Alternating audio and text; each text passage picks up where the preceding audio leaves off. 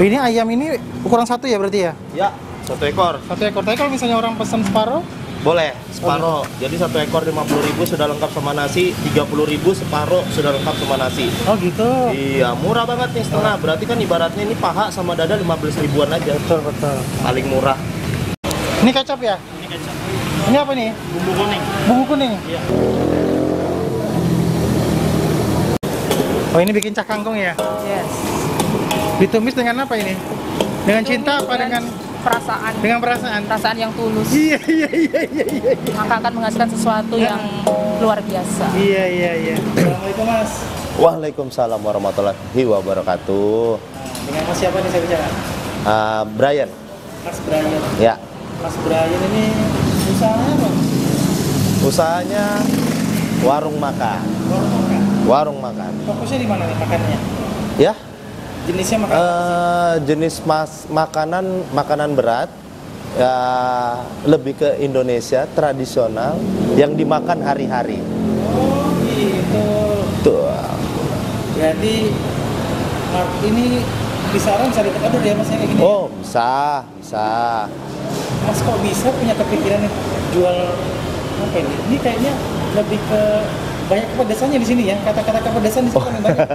Banyak kata-kata kepedesannya. Banyak saya baca di sini. Iya, pedes gitu ya. Betul, Ya, kenapa kok banyak kata-kata pedas? Ya karena orang Indonesia itu memang suka makan pedas. Mau dari anak-anak, remaja, dewasa, sampai ke orang tua itu suka makan pedas. Jadi, kenapa enggak kita buat masakan, makanan yang kita jual berhubungan dengan yang pedas-pedas, gitu. Jadi sebenarnya simpel ya. Jadi simpel tapi marketnya sudah ada Mas ya. Oh iya, jelas orang Indonesia tuh udah pasti suka makan pedas. Makanan pedas benar. Ya, sekian persen lah yang nggak suka makan pedas. Aduh. Ya kan? sekian persen lah. Sekian persen betul. Tapi kebanyakan yang pedas. Jadi pasarnya kita ambil yang banyak suka makan pedas. Mas Brian ini memang Ya. pertama kali buka sebesar ini ya, warung KPK. Wah, enggak, dari gerobak. Dari gerobak. Gerobak. Beneran ini gerobak kan? Gerobak. Kapan berarti Mas itu? 2012 waktu itu saya jual cappuccino cincau. Dulu waktu itu pernah dengar capcin atau capcuscin? Cappuccino blender, terus itu ada cincaunya. Iya. Saya pelopornya waktu itu di Balikpapan. Ya, tapi nggak tahu ya di luar sana mungkin ada lagi ya. Cuma waktu itu saya jualannya itu dulu.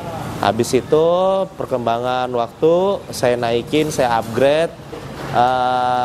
Terus kita pakai ruko. Ya, kerjasama sama teman. Terus temennya pulang kampung. Terus itu saya jalanin sendiri. Akhirnya jadilah besar. Gitu. Jadi mulai itu dalam sebesar ini dari Enggak. Dan ini bukan di sini. Awalnya itu dulu tempatnya tuh kalau yang orang Balikpapan tuh di Gunung Malang, depan Yovamart. Depan Yovamart? Ya, dulu saya di situ. Nah, itu 2 tahun di sana. Terus itu stop habis kontraknya. Terus saya menikah.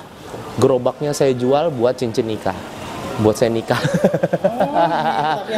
Ya, jadi waktu itu tuh kayak gitu tuh. Kalau mau tahu flashbacknya, habis itu saya jualan batu akik. Nah iya, viral tuh. 1 tahun saya jual batu akik, tapi saya nggak jual akiknya aja, permatanya, berliannya, semua sampai perak-peraknya saya jual. Waktu itu mas-masnya saya jual sampai habis. Terus itu saya tahu momennya kapan dia bakal habis. Jadi saya punya tabungan. Selesai, saya langsung buat lagi KPK, tapi gerobak lagi. Awalnya itu jual cendol. Jual cendol? Cendol, dawet, cincau. Awalnya itu Dorong. Lagi ya? Dorong lagi tiap hari. Terus itu dinaikin levelnya lagi. Ada angkringannya.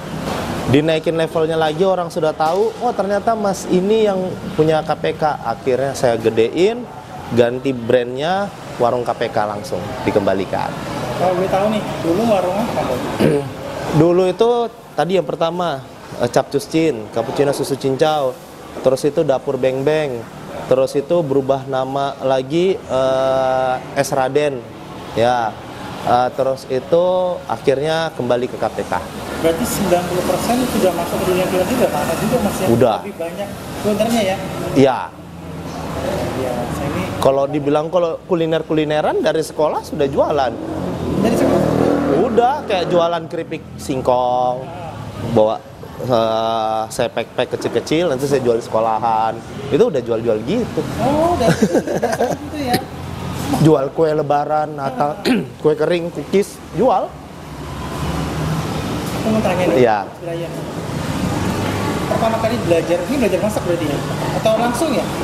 Kalau dibilang belajar masak sih enggak, otodidak aja. Atau tidak aja? Otodidak karena saya anak tunggal, di rumah itu nggak ada cewek, nggak ada cowok, cuma ada ibu bapak saya. Ya udah, kita masak-masak aja. Terus kalau ibu juga belanja ke pasar, saya ikut. Di rumah juga kalau saya lihat ya ibu ya apa ya saya kerjain. Ya jadi kalau dibilang pinter banget enggak. Pas sudah keluar dari rumah, saya merantau sendiri, saya hidup sendiri. Ya udah saya masak sendiri. Ya, akhirnya bisa. Tuh, tapi didukung sama istri. Ya, dulu saya bangun KPK itu masih pacaran. Oke. Masih pacaran, istri saya tuh kerja di hotel. Dia lulusan boga. Jadi ada campur tangannya dia untuk membantu usaha saya ini sampai sekarang ini. Jadi dari pacaran sampai sudah menikah, sampai punya anak, berdua partner bangun warung KPK. Keren banget. Jadi selain kamu pasti kepedasan, kamu pasti keenakan makan di sini Mas ya? Oh iyalah, kamu pasti kembali lah. Iya. Iya, banyak. Iya. Banyak singkatannya. Dan kita hari ini ngobrol sama Mas Brian yang ketua umum KPK. Benar sekali. Luar biasa. Kalau saya ketua umum, kalau istri saya wakil ketua umum, terus ada yang tim staff investigasi, ada staf ahli, masing-masing ada. Macam-macam. Kalau datang ke sini pasti kalau lihat baju seragam karyawannya macam-macam tulisannya. Iya, keren Mas Brian. Mas Brian, tanya, dukanya jualan KPK ini apa sih? Pasti ada dong. Dukanya. Selama saya di tempat kedua ini, permasalahannya cuma satu, banjir. Banjir? Ya. Ini lihat nih kamera nih segini nih, segini airnya. Dada? Ya, ini saya duduk segini nih airnya. Oh, segitu ya? Ya. Jadi kalau di sini susahnya, suka dukanya kalau saya usaha di MT Haryono, banjir. Banjir aja? Banjir, penutupan jalan, udah selesai. Ya. Nggak ada yang lain? Nggak ada. Ya mungkin kalau parkir. Parkir aja? Ya karena parkir saya nggak banyak, rebutan tempat parkir, udah itu aja. Ya. Kita ngobrol ini, kan tadi udah bicara banyak nih. Ya. Mengenai usaha yang sebelum-sebelumnya ini. Ya. Nah sekarang saya mau tanya nih. Paling rame nih Mas, paling rame itu berapa jual potong ayam? Pernah nyatet nggak sih? Rekor paling rame? Paling rame sebelum COVID. Oke. Sebelum COVID saya pernah nyetok 1 ton. 1 ton? Ya. 1 bulan. 1 bulan kalau nggak salah 1 ton. 1 bulan sebelum COVID ya? Itu ayam, belum bebek, belum iga. Berarti Mas Brian ini melihat peluang memang di kuliner ya? Kuliner, tapi ada juga kok yang sebenarnya di luar daripada kuliner. Contohnya saya buat sosial media yang di YouTube itu. Oke, namanya? Bray Entertainment. Oh, Bray Entertainment. Oh, itu punya Mas juga ya? Iya, betul sekali. Jadi aku menciptakan media sosial yang konsepnya entertainment, jadi semua bisa masuk ke dalam situ. Keren banget. Gitu. Di luar itu juga bakal ada, karena dulu aku juga pernah punya cucian motor. Juga pernah sempat, ya nggak tahu nanti next kita usaha yang selain F&B, pengennya kayak gitu. Oh, keren banget. Pengen. Dari KPK ini terwujud yang lain-lain Mas ya? Iya. Kita sama-sama belajar aja, ya. Kita sama-sama belajar aja. Belum tentu saya jadi yang lebih baik daripada orang lain. Belum juga di luar sana ada yang terbaik, mungkin ada yang lebih baik lagi.